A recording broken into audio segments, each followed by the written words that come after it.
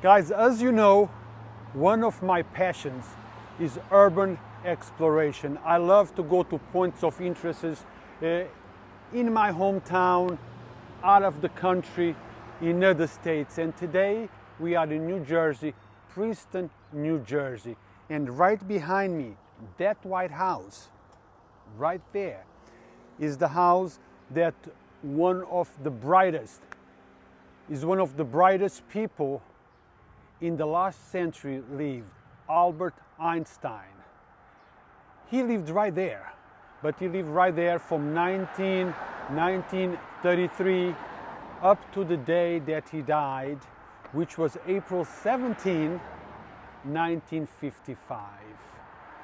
He went to the hospital from that house and he died. I believe he went to the hospital on the 16th and he died in the morning of April 17. He passed away. Now, he passed away because he chose that was the end of his task. He chose that he had done enough for our planet and it was time to pass on the torch to somebody else. Now, it's something interesting that I want to bring up. That White House was the place where lots of his things that he worked on came right from inside. Today the house on the inside is totally different than what it was when he lived there. The shell of the house, it's the same, but inside it's totally different. The bathtubs, the heating system today has central air conditioning, something that it did not have back then. Okay, so let's get a little closer so you guys can see more or less the house.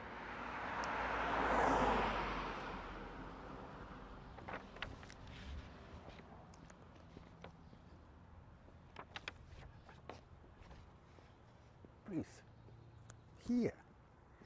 Now I want to show you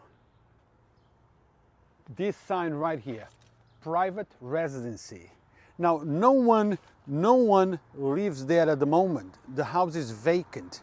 Nevertheless, it's a private residency that I cannot just open the gate and go inside because I don't want to trespass in anyone's property, and we have to respect that.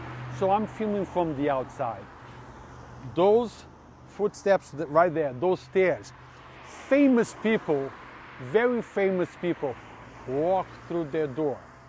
That's the original door where Albert Einstein walked through many, many times to all the years that he lived here. That very same door. Those windows were windows that he looked at through to see the traffic right here. This is the sidewalk that Albert Einstein walked from Princeton University to his house. And let me tell you something very interesting about Einstein coming home from work. It is said that Albert Einstein forgot where he lived. That at one point he caught a taxi and told the taxi driver, "Can you take me to Albert Einstein's house? Do you know where he lived?" And the taxi driver said, "Everybody knows where Albert Einstein lived. Would you like to meet him? I can take you there. Would you like to meet him?" And the guy said, No, I am Albert Einstein. I just don't remember where my house is." Taxi driver took him all the way down here, dropped him off, and did not charge him the fee for that trip.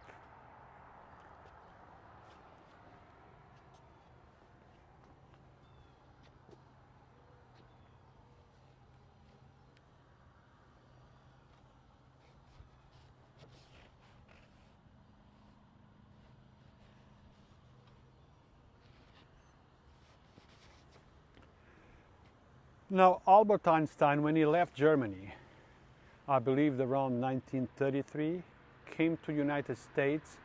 He lived in a different residency, not here. He lived elsewhere Well, I don't see the notes, but he lived elsewhere until he bought his house in 1936. Albert Einstein was also investigated by the FBI because of his prior work in Germany. He worked for the Nazi Party. Even though he was not a Nazi, he didn't approve those ideas, but he had some kind of work relationship with the Nazi Party. So when he came to the States, he was investigated by the FBI.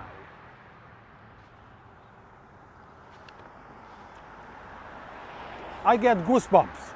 Okay, I get goosebumps when I visit places like this, because I don't know what those walls inside would say. If they could talk to me, if I could interview those walls, what would they say?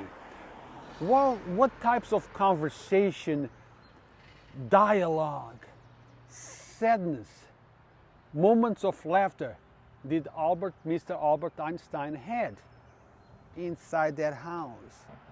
Were his kids here? Was his family here? What happened? What came through his brilliant mind right inside that house? When he looked through those windows, what did he think? Which one was his bedroom? Don't know. Don't know. But I enjoy coming to places like this, not just this place, other historic places, other places that have tons of things to say if they had a voice. Lots of things that they could tell us. Moments of historic importance. One of the things that I am told, that I read, that Albert Einstein more regretted was of him telling the President of United States of America that they should develop an atomic bomb. He later regretted it and said that was his worst mistake. Was it a mistake? I don't know. I'm just relating the things that I read, the things that I know. Am I correct 100%? I don't know. I'm just telling you the things that I read. Maybe there is some errors, maybe there isn't, no idea. But I'm telling you what I know. Now guys, get away from Yonkers. Do a search. Look for points of interest. Maybe you want to visit. This is a very quiet street. 112 Mercer Street in Princeton, New Jersey. Very quiet. Very quiet. I just spoke with a resident of the area.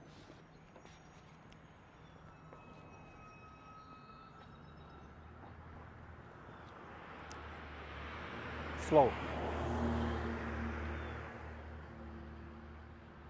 I just spoke with the resident of this area right across the street, and he said, this is just a house. I got that. This is just a house. Wood, glass, grass is just a house. But the man who lived in this house changed the world for all of us. Things are different because of the man who lived here. And this is not the story about the house, it's about the story about the man who lived in the house. The man who opened his door and walked through these footsteps up there, opened that door and went inside into his private home. The story is about the man. Today this house is empty. No one lives here, but the house is up for sale. If you have the money and want to live in a quiet place in New Jersey, Princeton, you might want to inquire about it and see what's the price tag of this house, and lived in a house where Albert Einstein lived until the day that he died.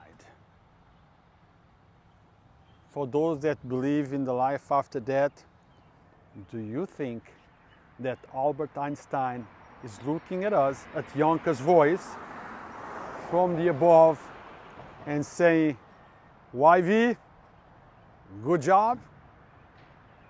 I hope so. And Mr. Einstein, if you are watching this, guide us, touch us with your brightness, with your intelligence, and perhaps I can make a couple good decisions and bring your name and let people know about you, about where you lived, about your work.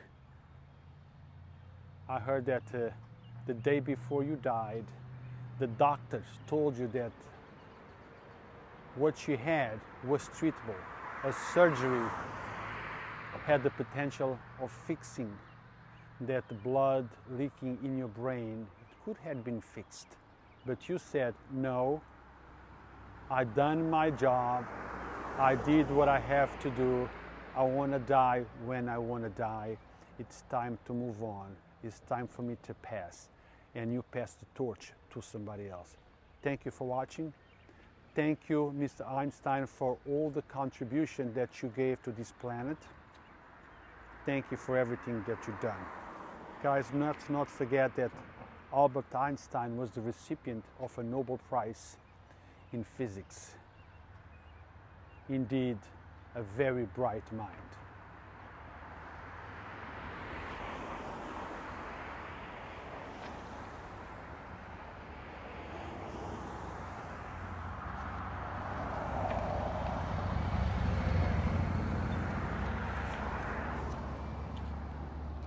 Get the paper.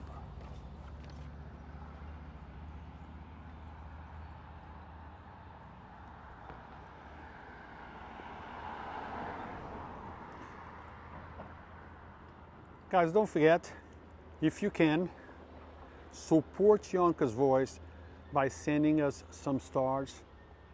And if that is not possible, you can also support us by asking your friends and family to follow Yonkers Voice on Facebook and also to subscribe to our YouTube channel, same name, Yonkers Voice, and to turn the notifications on. It's important because Facebook, once in a while, they have technical issues and we are not able to broadcast from Facebook. When that happens, we broadcast from YouTube. So it's always good to be part of both platforms. One works as a backup of the other. Thank you for watching. Until next time, doing this for you. Yonkers Voice, Urban Explorer. Thank you.